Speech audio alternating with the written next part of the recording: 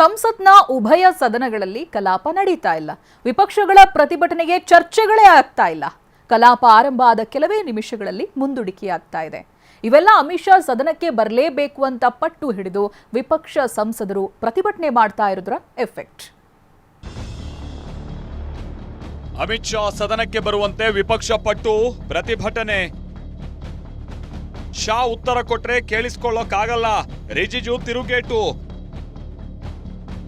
ಇದೊಂದು ದೊಡ್ಡ ಜೋಕ್ ಎಂದು ವೇಣುಗೋಪಾಲ್ ವ್ಯಂಗ್ಯ.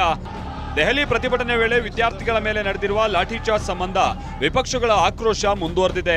ಸದನಕ್ಕೆ ಗೃಹ ಸಚಿವ ಅಮಿತ್ ಶಾ ಬರಲೇಬೇಕು, ಲಾಠಿ ಚಾರ್ಜ್ ಮಾಡೋದಕ್ಕೆ ಆದೇಶ ನೀಡಿದವರು ಯಾರು ಅಂತ ಉತ್ತರ ಕೊಡಲೇಬೇಕು ಅಂತ ಪಟ್ಟು ಹಿಡಿದು ನಿರಂತರ ಪ್ರತಿಭಟನೆ ನಡೆಸ್ತಾ ಇವೆ. ಇವತ್ತು ಸಂಸತ್ನ ಉಭಯ ಸದನಗಳಲ್ಲಿ ಪ್ರತಿಭಟನೆ ನಡೆಸಿದ ವಿಪಕ್ಷ ಸಂಸದರು ಅಮಿತ್ ಶಾ ಸದನಕ್ಕೆ ಬರಲೇಬೇಕು ಅಂತ ಪ್ರತಿಭಟನೆ ನಡೆಸಿದ್ರು. ಪ್ರಶ್ನೋತ್ತರ ಕಲಾಪದ ವೇಳೆಯೇ ಸದನದ ಬಾವಿಗಿಳಿದು ಭಿತ್ತಿಪತ್ರ ಹಿಡಿದು ಆಕ್ರೋಶ ಹೊರಹಾಕಿದ್ರು. ಪ್ರಶ್ನಕಾಲ के बाद इस चर्चा में भाग लीजिए. ವಿಪಕ್ಷ ಸದಸ್ಯರ ಗಲಾಟೆ ಹೆಚ್ಚಾಗ್ತಾ ಇದ್ದ ಹಾಗೆ ಕಲಾಪವನ್ನ ಸೋಮವಾರಕ್ಕೆ ಮುಂದೂಡಿಕೆ ಮಾಡಿದ್ದಾರೆ.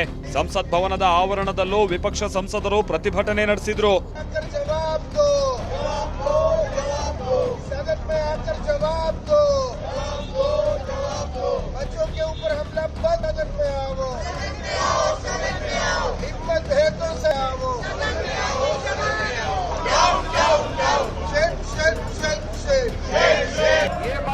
ವಿಪಕ್ಷಗಳ ಬೇಡಿಕೆ ಬಗ್ಗೆ ಸಿಡಿದೆದ್ದ ಸಂಸದೀಯ ವ್ಯವಹಾರಗಳ ಸಚಿವ ಕಿರಣ್ ರಿಜಿಜು ಅಮಿತ್ ಶಾ ಸದನದಲ್ಲಿ ಮಾತನಾಡೋಕೆ ಆರಂಭಿಸಿದ್ರೆ ವಿಪಕ್ಷಗಳಿಗೆ ಕೇಳಿಸ್ಕೊಳ್ಳೋಕೆ ಸಾಧ್ಯ ಇಲ್ಲ ಅಂದ್ರು.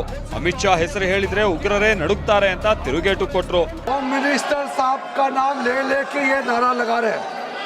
मैं एक बात बहुत क्लियर करना चाहता हूँ, ये लोग हंगामा करके गायब हो जाते हैं.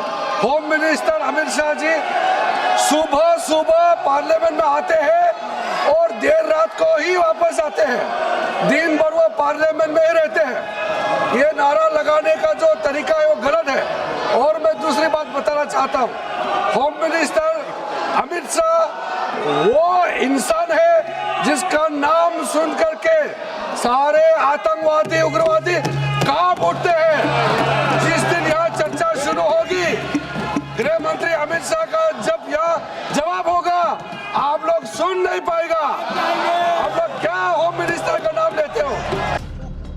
ಕಿರಣ್ ರಿಜಿಜು ಮಾತಿಗೆ ವ್ಯಂಗ್ಯವಾಡಿದ ಸಂಸದ ಕೆಸಿ ವೇಣುಗೋಪಾಲ್ ಇದೊಂದು ಅತಿ ದೊಡ್ಡ ಜೋಕ್, ಸದನಕ್ಕೆ ಬಾರದಂತೆ ಅಮಿತ್ ಶಾ ಅವರನ್ನ ತಡೆದವರು ಯಾರು ಅಂತ ಪ್ರಶ್ನಿಸಿದ್ದಾರೆ. Biggest joke which I heard today is that biggest joke in this parliament was Kiran Rijiju's statement. Then who stopped him to come? Who stopped him to come? There was a discussion on this examination bill. He could have come there. ಇನ್ನು ಕಾಂಗ್ರೆಸ್ ರಾಜ್ಯಸಭಾ ಸದಸ್ಯ ಪವನ್ ಖೇರಾ ಮಾತನಾಡಿ ಇಷ್ಟೊಂದು ಹೆದರು ಪುಕ್ಕಲ ಗೃಹ ಸಚಿವರನ್ನ ಈ ದೇಶದಲ್ಲಿ ಯಾವತ್ತೂ ಕಂಡಿಲ್ಲ, ಯಾವತ್ತೂ ನೋಡೋಕ್ಕೂ ಸಾಧ್ಯ ಇಲ್ಲ ಅಂದ್ರು. भाई जब देश के नौजवान की बात वो नहीं सुनना चाहते, देश के नौजवान की आवाज जो विपक्ष संसद में उठा रहा है ये नहीं सुनना चाहते, इतने डरे हुए गृह मंत्री, इतने डरे हुए प्रधानमंत्री इस देश ने शायद कभी नहीं देखे और शायद कभी नहीं देखेंगे. ಕಾಂಗ್ರೆಸ್ ನಾಯಕರ ಮಾತಿಗೆ ಮತ್ತೆ ಪ್ರತಿಕ್ರಿಯೆ ಕೊಟ್ಟ ಕಿರಣ್ ರಿಜಿಜು ಯಾವ ಸಚಿವರು ಯಾವಾಗ ಬಂದು ಮಾತನಾಡಬೇಕು ಅಂತ ವಿಪಕ್ಷಗಳು ಒತ್ತಡ ಹೇರುವಂತಿಲ್ಲ, ಸ್ಪೀಕರ್ಗೆ ಸೂಚನೆ ಕೊಡಬಾರದು ಅಂತ ಹೇಳಿದ್ರು. Whenever Home Minister speaks in the Parliament, it will be on a relevant issue at right time. You cannot demand that any minister should come and speak on particular day. You can't direct the chair. You can only make requests. That's all.